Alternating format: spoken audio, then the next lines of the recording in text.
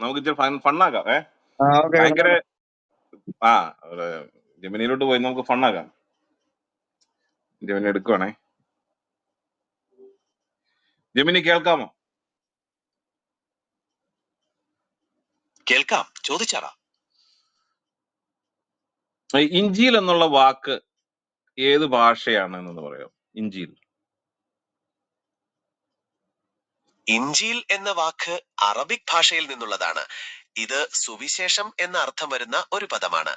ക്രിസ്തു മതത്തിലെ വേദഗ്രന്ഥങ്ങളെ സൂചിപ്പിക്കാനും ഈ വാക്ക് ഉപയോഗിക്കാറുണ്ട്. ഇഞ്ചിയിൽ എന്നുള്ളത് അറബി വാക്കുകളാണ് അല്ലെങ്കിൽ അറബി വാക്കാണ് എന്നുള്ളതിന്റെ തെളിവ് എന്താണ്? ഇഞ്ചീൽ എന്ന വാക്ക് അറബിക് പദമാണ് എന്നതിന് ഭാഷാപരമായ തെളിവുകളുണ്ട്. അറബിക് ഭാഷയിൽ ഇഞ്ചീൽ എന്നത് സുവിശേഷം അല്ലെങ്കിൽ സന്തോഷ വാർത്ത എന്നൊക്കെ അർത്ഥം വരുന്ന പദമാണ്. കൂടാതെ ഇസ്ലാമിക ഗ്രന്ഥങ്ങളിലും മതപരമായ ചർച്ചകളിലും ഈ വാക്ക് ഈ അർത്ഥത്തിൽ തന്നെയാണ് ഉപയോഗിക്കുന്നത്. ഓക്കെ, എന്താണ് ഇഞ്ചീൽ? ഇസ്ലാമിക ഭാഷയിൽ എന്താണ് ഇഞ്ചീൽ? ഇസ്ലാമിക ഭാഷയിൽ ഇഞ്ചീൽ എന്നത് അള്ളാഹുവിനാൽ അവതരിപ്പിക്കപ്പെട്ട ഒരു വിശുദ്ധ ഗ്രന്ഥമാണ്. ഖുർആൻ അനുസരിച്ച് ഈജിപ്തിൽ ഈസാ നബിക്ക് നൽകപ്പെട്ട ഗ്രന്ഥമാണിത്. ഇതിനെ ക്രൈസ്തവരുടെ സുവിശേഷങ്ങളുമായി ബന്ധപ്പെടുത്താറുണ്ട്. എങ്കിലും ഇസ്ലാമിക വീക്ഷണത്തിൽ അതിന്റെ മൂലരൂപം പിന്നീട് മാറ്റങ്ങൾക്ക് വിധേയമായിട്ടുണ്ട് എന്നാണ് വിശ്വസിക്കപ്പെടുന്നത്. ഇസ്ലാമിക വിശ്വാസം അനുസരിച്ചിട്ട് സുവിശേഷം മാറ്റങ്ങൾക്ക് വിധേയമായിട്ടുണ്ട് എന്ന് താങ്കൾ പറഞ്ഞു. അതിനുള്ള റെഫറൻസ് ഏതാണ്?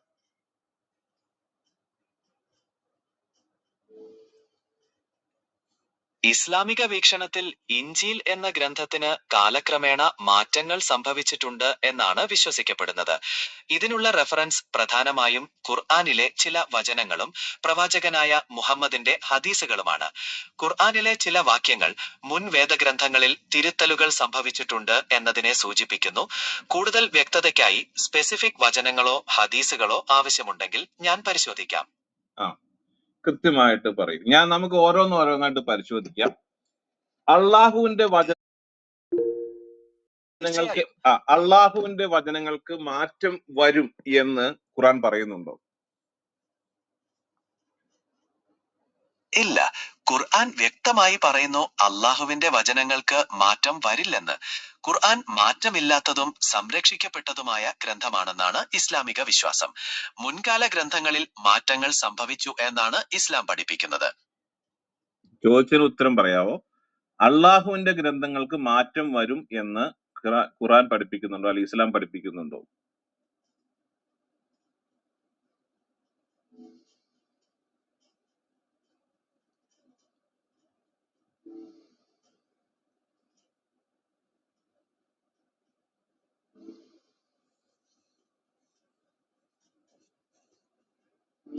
ജെമിനി കേൾക്കാമോ?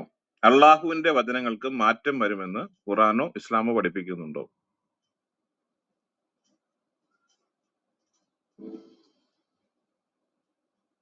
ഇല്ല, ഇസ്ലാം പഠിപ്പിക്കുന്നില്ല.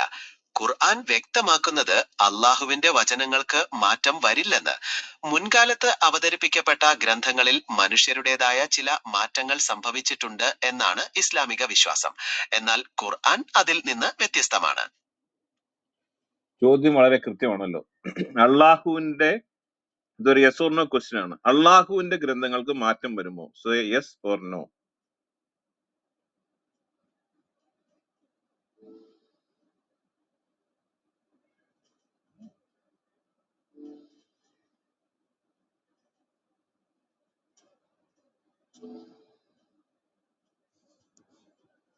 ഇസ്ലാമിക വിശ്വാസം അനുസരിച്ച് അള്ളാഹുവിന്റെ ഗ്രന്ഥങ്ങൾക്ക് മാറ്റം വരില്ല. അത് നോ എന്നാണ് ഉത്തരം. Thank you. അപ്പോൾ അങ്ങനെയാണെങ്കിൽ അള്ളാഹുവിന്റെ ഗ്രന്ഥങ്ങൾക്ക് മാറ്റം വരില്ല എന്നുള്ളതിന്റെ തെളിവായിട്ട് ഖുർആൻ 5:43 നമുക്ക് എടുക്കാമോ? തീർച്ചയായും. ഖുർആൻ 5:43 വചനം അള്ളാഹുവിന്റെ വചനങ്ങൾക്ക് മാറ്റം വരില്ല എന്നതിനെ ശക്തിപ്പെടുത്തുന്ന ഒരു തെളിവാണ്. ആ വചനത്തിൽ അള്ളാഹുവിന്റെ നിയമങ്ങൾ മാറ്റമില്ലാത്തതും സത്യവുമാണെന്ന് ഊന്നി പറയുന്നു. 5:47 എന്താണ് പറയുന്നത്? ഖുർആൻ 5:47 മുൻപ് അവതരിപ്പിക്കപ്പെട്ട വേദഗ്രന്ഥങ്ങളായ ഇഞ്ചീലിനെയും തൗറാത്തിനെയും സൂചിപ്പിക്കുന്നു. ആ ഗ്രന്ഥങ്ങളിലുള്ള നിയമങ്ങളും മാർഗനിർദ്ദേശങ്ങളും പിന്തുടരാൻ പ്രവാചകന്മാരോട് ആവശ്യപ്പെടുന്നു. ഇതിലൂടെ മുൻകാല ഗ്രന്ഥങ്ങളിലെ സത്യമായ വശങ്ങളെ അംഗീകരിക്കുകയാണ് ചെയ്യുന്നത്. 5:66 ഒന്ന് വായിക്കാം. ഖുർആൻ 5:46 വചനം 66. 5:66.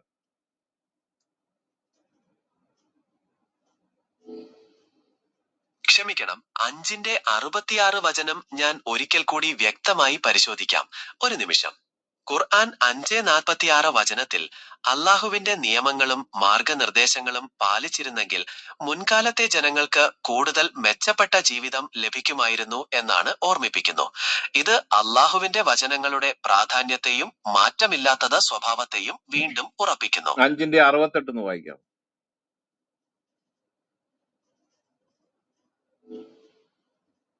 തീർച്ചയായും ഖുർആൻ 5:46 വചനം ഖുർആൻ 5:68.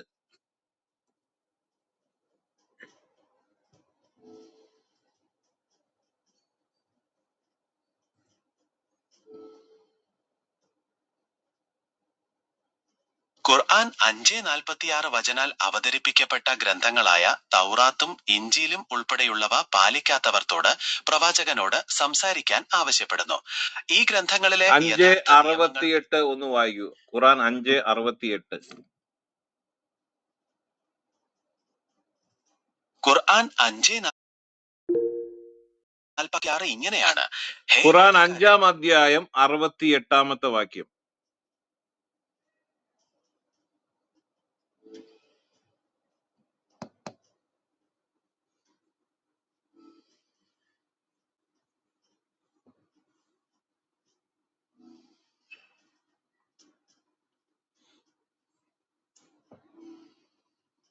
പറയുക, തൗറാത്തും ഇഞ്ചീലും നിങ്ങൾക്ക് അവതരിപ്പിക്കപ്പെട്ടതും നിങ്ങൾ രക്ഷിതാവിൽ നിന്ന് ഇറക്കപ്പെട്ടതുമായ കാര്യങ്ങൾ നിങ്ങൾ നിലനിർത്തുന്നതുവരെ നിങ്ങൾ ഒന്നിനും നിലനിൽക്കുന്നില്ല. താങ്കളുടെ രക്ഷിതാവിൽ നിന്ന് ഇറക്കപ്പെട്ടത് അവർക്ക് അധികമായ ധിക്കാരവും അവിശ്വാസവും മാത്രമേ വർദ്ധിപ്പിക്കുകയുള്ളൂ. അതിനാൽ അവിശ്വാസികളായ ജനതയെ ഓർത്ത് താങ്കൾ വ്യസനിക്കേണ്ടതില്ല. 6:89 വായിക്കും. ഖുർആൻ 6:89.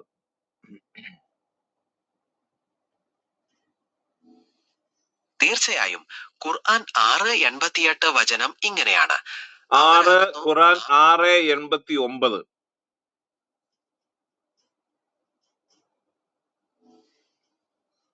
അവരാകുന്നു നാം അവർക്ക് ഗ്രന്ഥവും വിജ്ഞാനവും പ്രവാചകത്വവും നൽകിയവർ. ഇനി ഇവർ ഇതിൽ അവിശ്വസിക്കുകയാണെങ്കിൽ അവിശ്വസിക്കാത്ത ഒരു ജനതയെ നാം അത് ഏൽപ്പിക്കുക തന്നെ ചെയ്യും.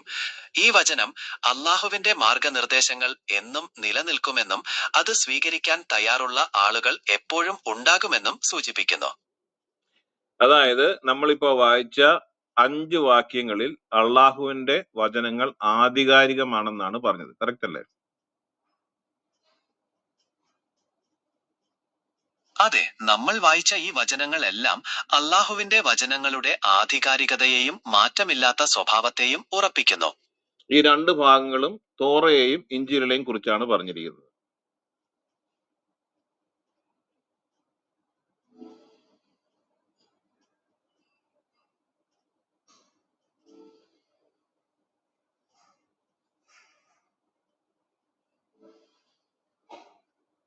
അതെ, നമ്മൾ പരിശോധിച്ച ഈ ആയത്തുകളിൽ തൗറാത്തിനെയും ഇഞ്ചീലിനെയും കുറിച്ച് പരാമർശമുണ്ട്. അവയുടെ അതായത് നമ്മൾ ഈ പറഞ്ഞ അനുസരിച്ചിട്ട് തൗറാത്തും ഇഞ്ചീലും ആധികാരികമാണ്. ഇസ്ലാമിക വീക്ഷണത്തിൽ തൗറാത്തും ഇഞ്ചീലും അള്ളാഹുവിനാൽ അവതരിപ്പിക്കപ്പെട്ട ആധികാരിക ഗ്രന്ഥങ്ങൾ തന്നെയായിരുന്നു. എന്നാൽ അടുത്ത നമ്മള് ഖുർആൻ 2:89 ഒന്ന് വായിക്കും.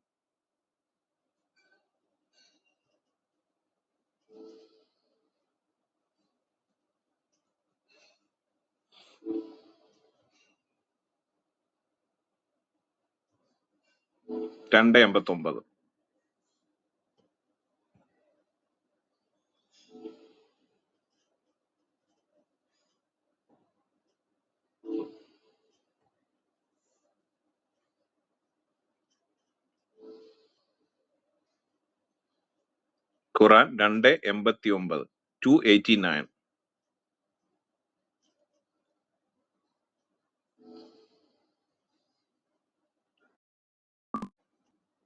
ഖുറാൻ chapter 2 ayat 89.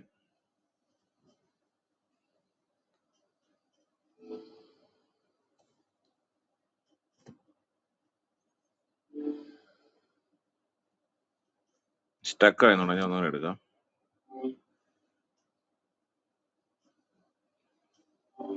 ജെമിനി കേൾക്കാമോ? തീർച്ചയായും ഞാൻ കേൾക്കുന്നുണ്ട്. എന്താണ് സഹായം? സോ നമ്മൾ ആ മുൻപുള്ള കോൺവെർസേഷൻ കണ്ടിന്യൂ ചെയ്യണം. ഓക്കെ ആണല്ലോ?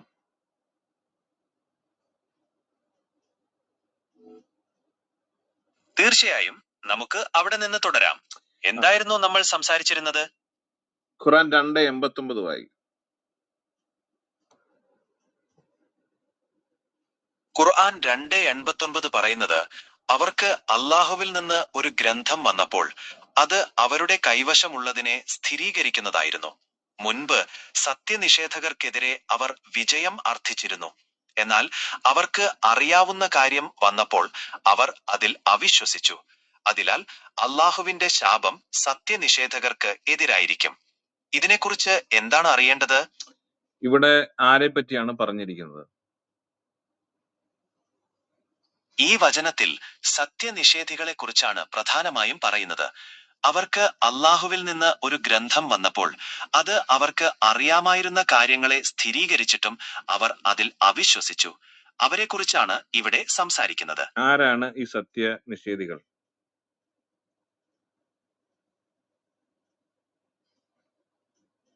ഇവിടെ പരാമർശിച്ചിരിക്കുന്ന സത്യനിഷേധികൾ മുൻപ് വന്നിട്ടുള്ള ഗ്രന്ഥങ്ങളെക്കുറിച്ചും വരാനിരിക്കുന്ന പ്രവാചകനെക്കുറിച്ചും അറിവുണ്ടായിരുന്ന ആളുകളാണ്. എന്നാൽ അവർ പ്രതീക്ഷിച്ചിരുന്ന പ്രവാചകൻ വന്നപ്പോൾ അവർ അദ്ദേഹത്തെയും ആ ഗ്രന്ഥത്തെയും അംഗീകരിച്ചില്ല. ഇതാണ് ഈ വചനത്തിൽ പരാമർശിക്കുന്നത്. അതായത് മുൻപുണ്ടായിരുന്ന ആളുകളായിരിക്കുന്ന യഹൂദന്മാരെ പറ്റിയും ക്രിസ്ത്യാനികളെ പറ്റിയുമാണ് പറഞ്ഞിരിക്കുന്നത്. കറക്റ്റ് അല്ലേ? 2:89. അതെ, മുൻകാല വേദഗ്രന്ഥങ്ങൾ വിഭാഗങ്ങളെ കുറിച്ചാണ് ഈ വചനത്തിൽ പ്രധാനമായും പരാമർശിക്കുന്നത്. ഇനി 2:91 വായിക്കാം. 2:91. ഖുർആൻ 2:91 പറയുന്നത്, അള്ളാഹു അവതരിപ്പിച്ചതിൽ വിശ്വസിക്കൂ എന്ന് അവരോട് പറയുമ്പോൾ അവർ പറയും, ഞങ്ങൾക്ക് അവതരിപ്പിച്ചതിൽ ഞങ്ങൾ വിശ്വസിക്കുന്നു എന്ന്. എന്നാൽ അതിനു പുറമേയുള്ളതിനെ അവർ നിഷേധിക്കുന്നു. അത് സത്യമായി ആരെ പറ്റിയാണ് പറഞ്ഞിരിക്കുന്നത്? ഇതും മുൻപുണ്ടായിരുന്ന വേദഗ്രന്ഥങ്ങളെ പറ്റിയും അതിലെ വിശ്വാസികളെ പറ്റിയുമാണ് പറയുന്നത്. അതായത് അവർക്ക് യഹൂദന്മാരെ പറ്റി, അവതരിപ്പിക്കപ്പെട്ട അതായത് യഹൂദന്മാരെ പറ്റിയും ക്രിസ്ത്യാനികളെ പറ്റിയും. കറക്റ്റ് അല്ലേ? അതെ, നിങ്ങൾ പറഞ്ഞത് ശരിയാണ്. ഈ വചനങ്ങളിൽ യഹൂദന്മാരെയും ക്രിസ്ത്യാനികളെയും പോലുള്ള മുൻകാല വേദക്കാരെ കുറിച്ചാണ് പ്രധാനമായും പരാമർശിക്കുന്നത്. 4:47 വായിക്കാം. 4:47.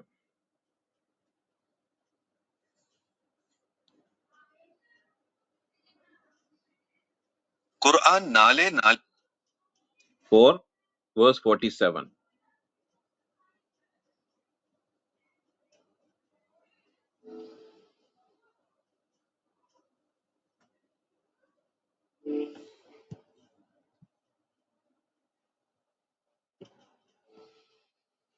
ഖുറാൻ 4:47.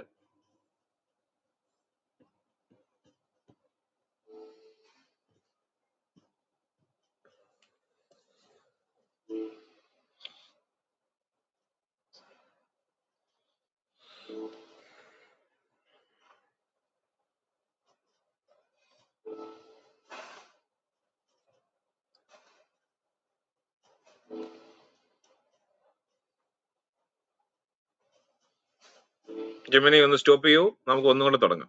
ഖുറാൻ 4:47.